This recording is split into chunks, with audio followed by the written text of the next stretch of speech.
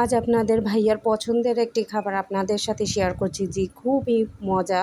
খাবারটি রান্না করতে একটু কষ্ট লাগে কিন্তু খেতে দারুণ মজা। এই তো এখানে সুরি ডাঁটাগুলো আমি এরকম চিকন চিকন করে কেটে নিয়েছি। দেন কাঁঠালের দানাও এরকম চিকন চিকন করে কেটে নিয়েছি। কাঁঠালের দানা তো আমাদের ঘরে খুবই পছন্দ করে কাঁঠালের থেকেও।